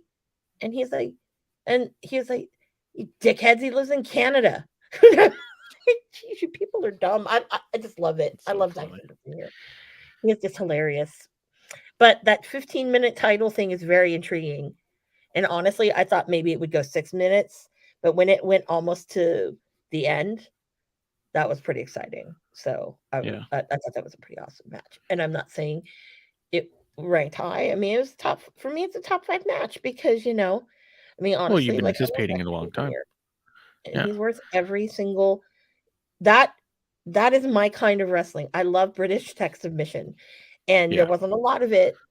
That's why It's really Connor's similar to so the well. Heritage Cup that they were doing in NXT UK. Mhm. I feel like just kind of those like rules and time limits and stuff, and it's more technical than anything. Yeah. Also, that title, the design of it, I remember when it was first kind of unveiled, it was like, this is almost like really plain and stuff. But I hadn't seen it in a while, and when he came out with it, I was like, I don't know, it looks good. Like, That thing is it's grown on huge. me. Yeah. It is like huge. It's probably the biggest title I've ever seen. It felt like he came out and had a stove, Yeah. like It's like a a baking sheet. 4-burner stove around his waist. I Yeah. mean, I was like, that's a really big title in comparison. Because then when you see the women's title, how tiny it is, it's like this. Well, Like, and then they ooh, took the world title and make it small again too. They yeah, made it look kind of like the women's. It was weird, yeah, but yeah. It's weird. I um, mean, but I think that I think that it was a great match. I was surprised how late in the card it was. yeah, So, but that's kudos to good. whatever. Again, if you guys ever get to see some Zack Sabre Jr. matches, go back and look at the Cruiserweight Classic. Oh He yeah, had some yeah, great yeah. matches during that. Um, he's had a banger with him and Walter, a couple of them. Whew, that are worth going back and kind of finding at both Evolve and I want to say PWG as well. Mm, Yeah. yeah. Yeah, Mm. he's the man. And um again, shout out. I was a little bummed they did not have, the TMDK shirts, but fangirl had to buy the towel. And I have not ever bought one of the New Japan towels. So I was excited about it because I never bought the Zack Sabre Jr. one that they had. I kind of Oh want to yeah. go back and get it, but it's all Suzuki Goon. But cool, of course, very shout out to forever a TMDK member, Bronson Reed. Oh yeah. Yep. Yep. Mm-hmm. So it's great. So, That does bring us to the women's championship. Mercedes Moné my name. versus Kari Sane. Well, it's not even Kari Sane anymore. It's just Kari. Okay. I think after watching this is the match she needed because it did go so well. The crowd was hot for it. But if I'm being honest, I don't know what happens next because I don't know if, for one, if the Japanese crowd's going to give two shits what she did in San Francisco. You know what I mean? Mhm. I don't know if the Japanese crowd is going to just welcome a Gaijin champion who won it in America and has never wrestled for them once. And the one time you did something here, you flubbed it. Like, I just don't know that she's going to walk in there with the respect that you would think the women's champion would have. So, but at the same time, maybe that's what you want. This could be massively positive if she's trying to be the heel there. If she's trying to be a heel Gaijin there, winning the championship outside of Japan and coming back and basically saying you're welcome, could get a lot of heat because they could also be like, fuck you, dude. Like, we don't even know you and you have that. Yeah, it could seem like a dick move. Matter of fact, I think it would be great if she did a number of promos in Japan, but only had matches in America until she was ready to drop it. And then she has one match in Japan and loses it, and the crowd goes nuts because she finally, the title's off of her. You know what I mean? But I don't know if that's the direction they want. I don't know if that's what they're going for, but I just look at it and I go, I don't know if this won them over because Japan's not as easy as America. Philadelphia booed Roman one time at a Rumble because he wasn't Daniel Bryan. And the rest of America went, oh, we're booing him now? Yeah, fuck that dude then. Like, that's all it takes in America is for someone to see you on TV and get a single reaction. Japan's not like that. They don't care what you did anywhere else. So I just don't know what that means next. But I think that the crowd was hot for her here, and that was smart because we all got to enjoy that. But I don't know what that means on the other side. Well, I had I was a very harsh critic of Wrestle Kingdom. Yeah. And it's because when she got there, it could kind of rub the Japanese fans the wrong way. Yeah. How she was presenting herself, the little kimono thing and the whole, whatever, right? Yeah. And it's kind of like, all right, you're making fun of being, I guess, a little anime character and whatnot, a little chibi or whatever the hell, and I don't think it went over too well. This is what she needed because when she came out, she established herself in a different way. Yeah. And I think it's more palatable even for a Japanese audience. Now, of course, the crowd's going to be hot for her, but I think the biggest thing was there are a lot of people there too who, with Kyrie, they loved her, so it was pretty equal footing. But obviously, one side's going to lean a little bit more toward, obviously, with Mercedes. Obviously, now the match, I will tell you, I was not excited about at all. They blew me away. Yeah. I don't think, and I had to really think about it. And because I think I've seen some pretty decent, I'll say decent, not even good, but decent women's wrestling. And this just was like, wow, the storytelling behind it, everything was just pretty much close to perfect. Yeah. And I was not expecting that at all. And I'm like, I want to see it 2.0 because I think it would be still a really great match. And the other one I would really want to see now is one I think most people don't think would have ever happened. But you know what? It'd be very interesting to see. I want to see Blanchard and Monet. That'd be cool. Seriously. And people are already I think people were thinking about a Forbidden Door 2 because of Tony Khan's big announcement that ended up being a reality show. But it does open up that if there is a Forbidden Door 2, you could then have a singular potential dream match with a Mercedes and Saraya or Mercedes and Jamie Hayter. You know what I mean? Like, you could do some cool stuff that way too. Oh yeah. Britt Baker would shit herself. Like, I'm not invited to this party. No, bitch, you suck. No. You We suck. need talent. Yeah, sorry. No offense, Tony Storm, fucking Willow Nightingale, Sheeta, anybody but Sheeta. You're like the last woman in line. I would probably say her and Cargill. Cargill will want a piece of that too, but I'm like, nah, girl, no. No, I think that you would do a Mercedes and Saraya or Jamie. I think those are the two you'd reserve, or Sheeta. I think you'd reserve it to something like that, something that really could, because the Saraya Mercedes story was deep. Yeah. And are they ever going to have a chance again? Maybe not. So, but outside of that, I know it sounds a little bit like I was dragging it, like I don't know what's next, but it's not because it was anything about the thing was bad. I just don't know, because why would I know how the Japanese audience is going to respond to a crowning of a new champion in America for a champion that's never wrestled for them. Like, it just, to me, the dynamics of it is awesome. Like, I think it's great. I just hope it's all good. I hope it's all positive. I hope it's all turned into what you want it to turn into, right? The tickets and all that. I just don't know, because I'm not smart enough to know, and that's not my job to know, and they know, and I hope she knows what she's doing and then she figures it out. You know what I mean? Like, Well, but I thought the match was awesome. I felt it like was there a was good litmus test. Yeah. She needs to do something like that in Japan. I felt like that a good chunk of it was a bit choreographed. Like, a lot of the sequences were a little practiced, but I feel like that's pretty common on the indies. You know what I mean? So, I mean, it didn't even bother me because it was choreographed but went smooth. You know what I mean?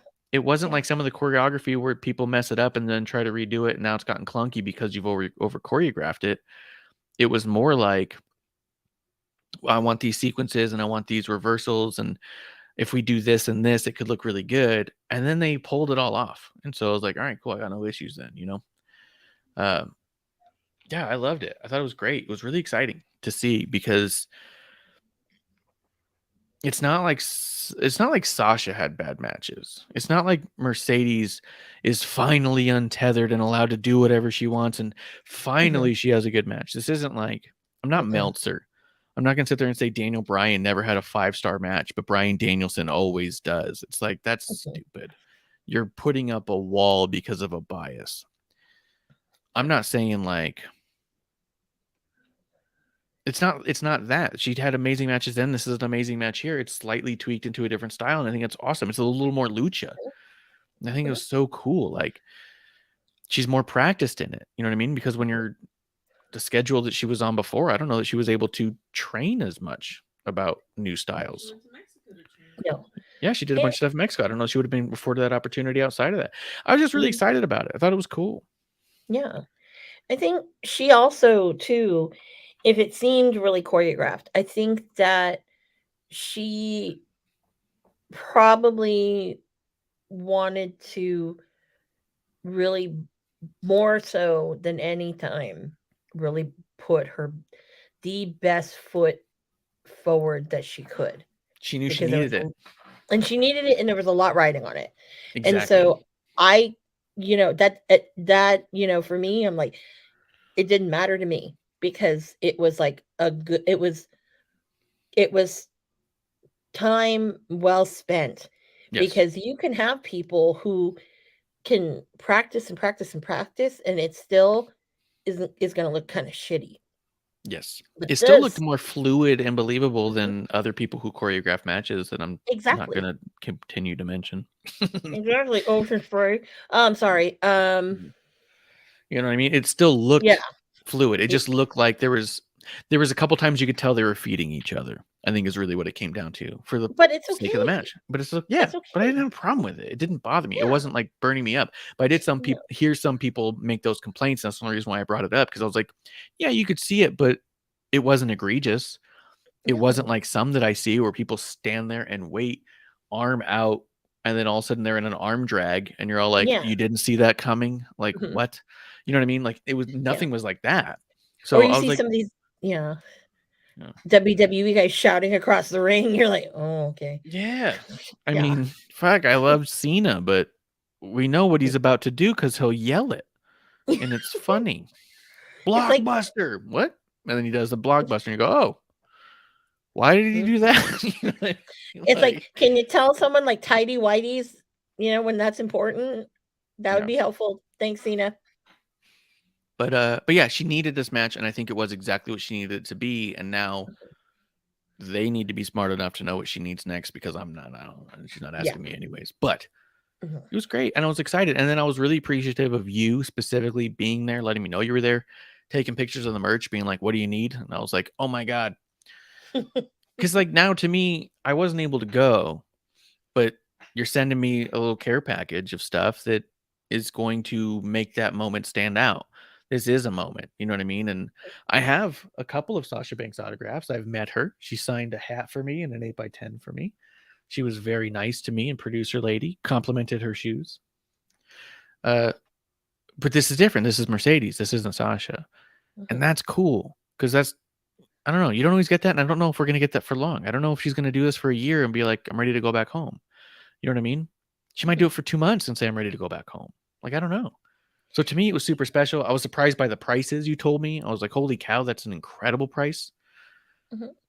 Like, so I appreciate that you were able to key me in on that too, on top of it, because this was everything I wanted it to be, except for I wasn't able to be there. And then you gave me the bridge. You know what I mean?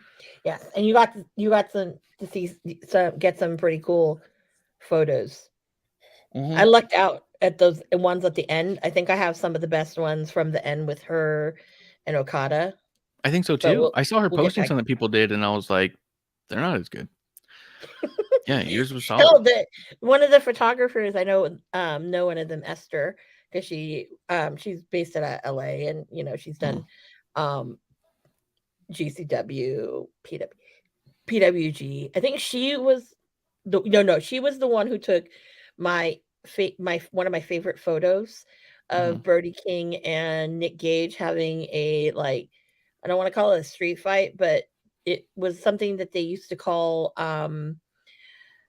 oh god, why am I blanking on the name of it? But anyways, it used to be like, suburban fights. That was the name of it. And funny. It used to be in a bar, and there was no ring. It went wherever it wanted to go. If it went outside, it went outside. If it went, but they didn't want you to do that, because one time the cops came by and they were like, they didn't realize it was wrestling. So we could have been mad. But one where, you got to move when the action gets near you, you got to move. And there was like me and a friend, we got trapped, and there was Brody King and Nick Gage right there. And this dude and his girlfriend weren't moving, and they were laughing. And I'm like, we could have died. Thanks. It's one of my favorite photos. But no, now Okada and Tanahashi. Okay. I'm a fan of Tanahashi's hair. This was the most underwhelming hair of his I've ever seen in my life. I was very disappointed. Yeah. It just was not looking good. Okay. It was just a bob. No, it's not that it was the bob. It looked really fried. It looked like he didn't take care of it. And it kind of saddened my heart. Right? So when I said that on the Jericho cruise, Yuya Yamura has taken the hair over. Yes, he has, because that was beautiful and soft, and that was not Tanahashi hair that I snuck a feel on at WrestleCon in was it Orlando? Yeah. When Murder Grandpa scared the shit out of me and I ran away. I'm like, I'm not, you're scaring me. But I will say this, I love heel Okada. Okay, heel Okada, and I've seen many an Okada match in person. This was one where I've never seen Okada work so fast. And it's interesting because Okada, usually he comes out, his ring gear, his entrance coat and everything, it's very flamboyant. It's, whatever. This is heel Okada. He came out in a bathrobe that had like money, like Okada money all over it. Right? Very simple black trunks. It's like, this is heel Okada. And it was funny to me because if we all remember All In, obviously faced my favorite wrestler, one of my favorite wrestlers, not my favorite, we all know. That match went way over time because Okada is a slow worker. No, this one, it was like, we got to go. There is In-N-Out Burger we need to eat. And it was like, that match was like maybe 20 minutes. And I'm like, I've never seen Okada work that fast. And I'm sitting there and someone was next to me and I was like, who I know has seen as much as Okada as much as I have. And I'm like, Devin, have you ever seen Okada work this fast? He's like, hell no, they got to go to damn In-N-Out Burger.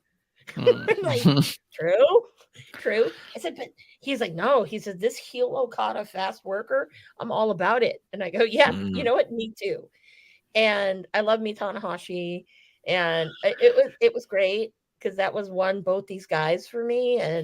But heel Okada, damn, that I will say obviously the Mercedes match and Eddie Kingston and Jay White, and I will say this would be the number 5 of the top 5. Yeah, it was not better than Zack Sabre Jr., Clark Connors, was not better than West Coast Wrecking Crew, and Motor City Machine Guns was not. So I will say definitely this was the 5 that rounded it off. And honestly, I would say that could actually have tied with that probably could have tied with Lawler and Homicide. I mean, just also to throw it out there, I did really like Kenta and Fred Rosser. It was really nice to see Fred do stuff. Has Fred been doing a lot with NJPW or no? Oh, he does a lot. He did. He does the U.S. version, the Strong. Yeah. Yeah. So you, Fred is one of those things where it's like I look at him and I'm like, damn, like where you were and where you are now, it's like night and day. And I mean, and when you look at like with Titus, I feel like he had a different journey. And he's been very successful in his journey. Yeah. But with Fred, incredible. Him and Kenta, that was powerful. Yeah. I mean, it's hard because it's like, I don't want to say that was like not my favorite match of the evening. Far from it. It was great. I mean, they were all great matches. That's kind of what I was noticing the more I was watching is I really kind of, like you said, it's not often that top to bottom you just go, this was all great. There was nothing I'd throw out. And that's why I kind of asked you that in the beginning because I kind of knew the answer because it was like nothing fell flat on this at all. Like I found myself just being like, okay, I don't care about this match that's about to happen. And before I knew it, I was like, this is really good. You know what I mean? Like even the carcass of like Jay White, was like, this is very exciting, and I mean, it was perfect. Now, did it feel rushed because of the delay? Yeah, no, I wonder. not at all. No, none of it. Not even the finish. You think? No, no.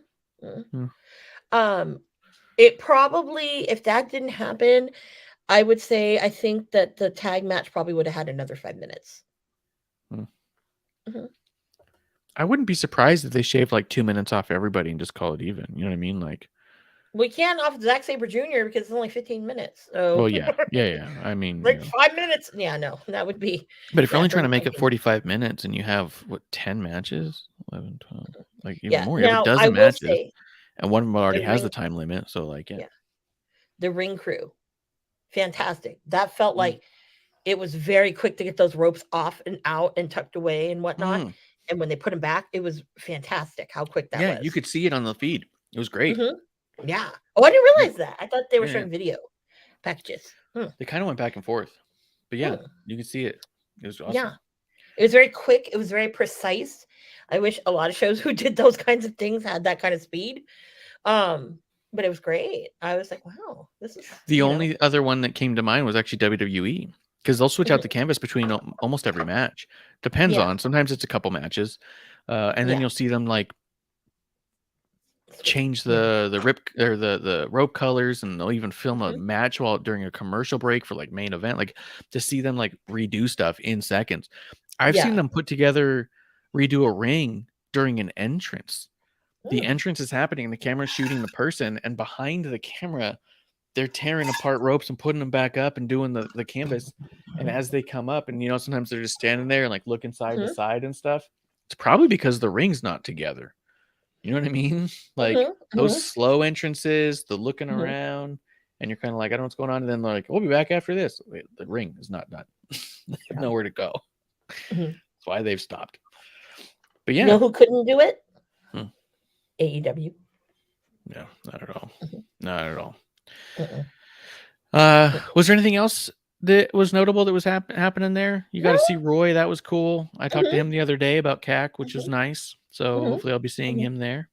I mean, as long as I'm there, I'll see him there. So. Oh yeah, definitely. Good times had by all. At the end, because I did go back to grab Marsh some one more piece of swag. Yeah, yeah. If I had not have done that, I wouldn't have run into an old friend of mine, Yeah. Mr. Zach Zipper Jr. It was the best. I felt bad So Kismet. because I didn't realize he had a line, but like Oh, I yeah. was like, when I like I got over there and stopped when he was done with whoever, he saw me. He's like, Amanda, darling. I'm like, Mhm. he's like, it's been a long time. And gives me this big old hug, and this lady got kind of bitchy. There was a line, and he's like, we're old friends. Mhm. Get over it. I'm like, Jesus Christ. I'm That's like, funny. not to be rude to her. But yeah, no, it was great. Because he even made a comment to me. He said, God, it's been forever. He goes, he says, so have you seen, he says, you've probably seen Marty before you've seen me. And I said, actually, no. He's like, Mhm. I'm going to send him a message. And he did That's send funny. Marty a message. Marty was like, you saw Zach before me? I'm like, Mhm. need to get out of this booking funk. And I will say this, my heart hurt so bad hearing the too sweet whoop whoops. It hurts so bad because a lot of these people out there, someone had said to me, or someone was talking, why is Marty Scurll not, why won't people let Marty Scurll wrestle? And I could butt into that conversation. I'm like, exactly. Mhm. So if what Flip told me is true, um, we might see him wrestle in Japan with Flip. Who knows? Mhm. I hope I'll go. um, but it was again, if you get to see a new Japan show come near you, I highly suggest going. Yeah. Um, Yeah. you know, it's they when they do pre-sales, they actually have pretty good seats, and you can get some of those good ones before it turns into that platinum pricing if it's a Mm. Ticketmaster venue. Just Yeah. FYI. I think if you join the USA fan club, I think it's free. It doesn't cost anything. Mm. But I will say, had other people been on the card from New Japan, would the show be good as good? I think it probably would have stunk a little. Yeah, I don't think But this show was missing anything. no, I'm glad that there were people who were not on the card. I Yeah. could have had LIJ somehow in there because Mm. we didn't have any LIJ people. And or I could have also had um Jeff Cobb. Yeah. He was kind of absent there because, that's another staple from around the area that would have been really nice to, see back. Um, but I think that it's very, very interesting. Now, um, they do have a show with Impact during Mania weekend. I'm not giving them my money for that one. Hmm. Obviously, why? Yeah. Big, obviously, what reason why? Um, and I don't think the matches are very intriguing Yeah. Yeah. because compared to what we just saw on this card, I'm like, I don't know. I wouldn't spend the money, and it's almost twice the amount of money that I paid almost, or the amount of money for a crappy seat that I paid, and I'm like, I don't know, because this card was pretty damn good. It's This card, NJPW and Impact? mhm. Huh. I wonder if Yeah, it's at Mercedes the ends up Globe. on that. No, she probably won't. You People don't were think trying she to show up? say that. Well, people were trying to say her versus Giselle Shaw, but I don't know. If that happens, then that would be there for her first title defense.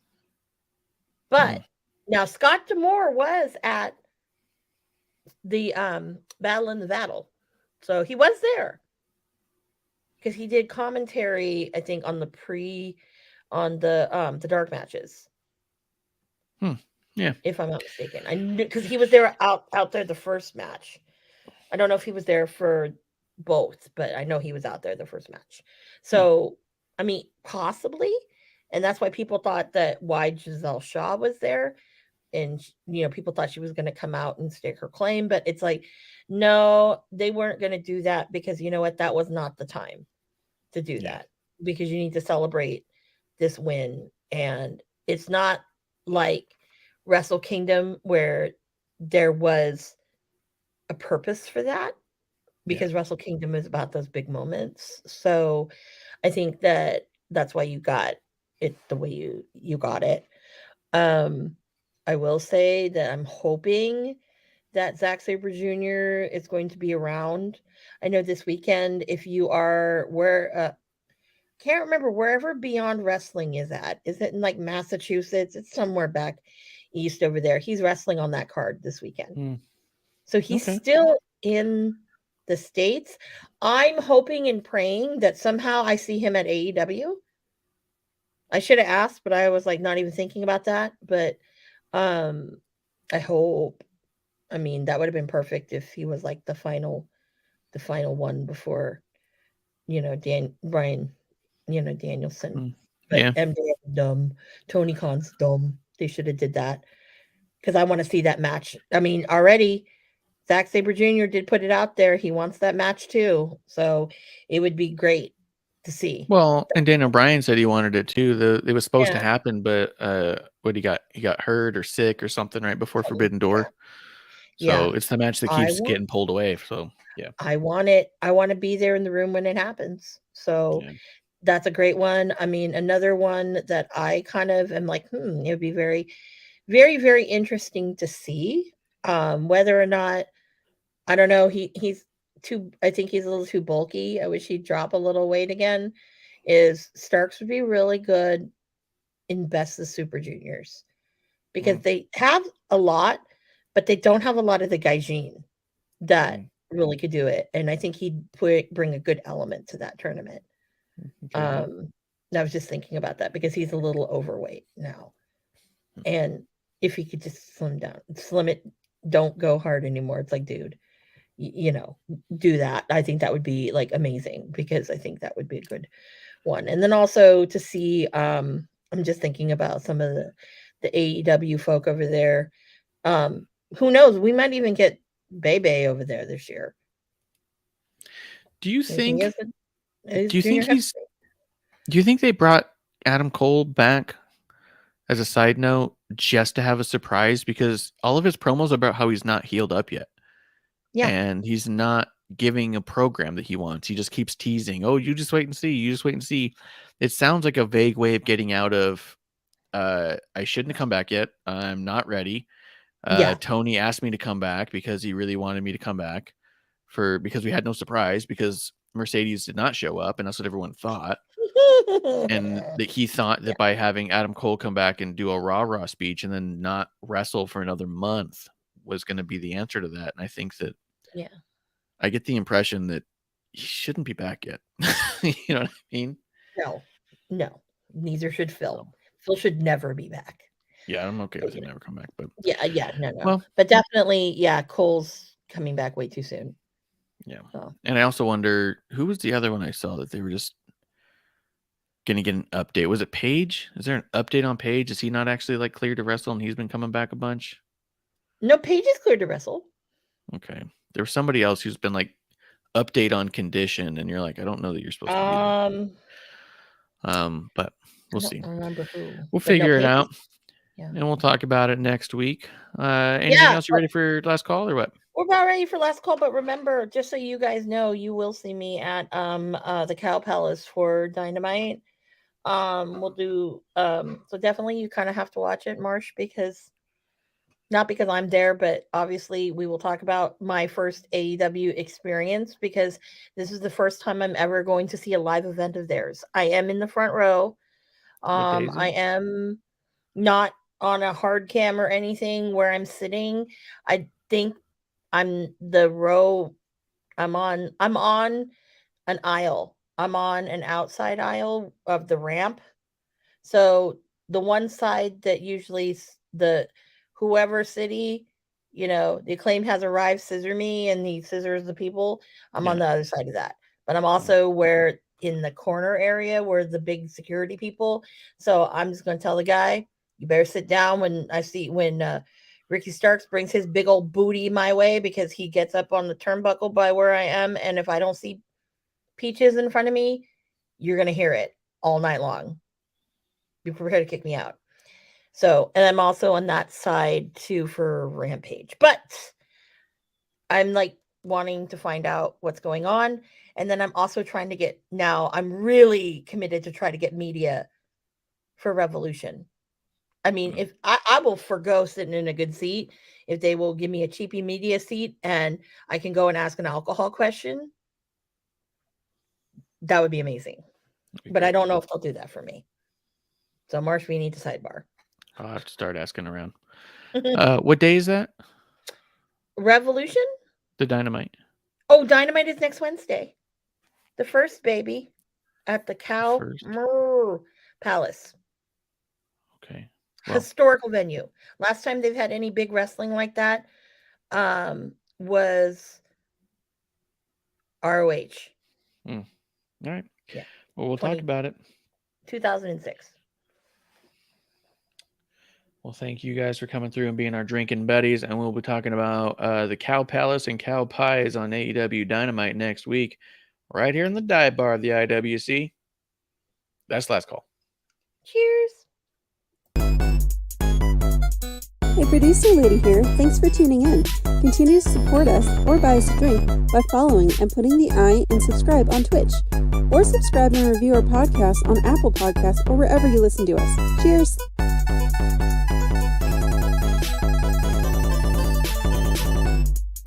I would never have a drink with wrestling on the rocks.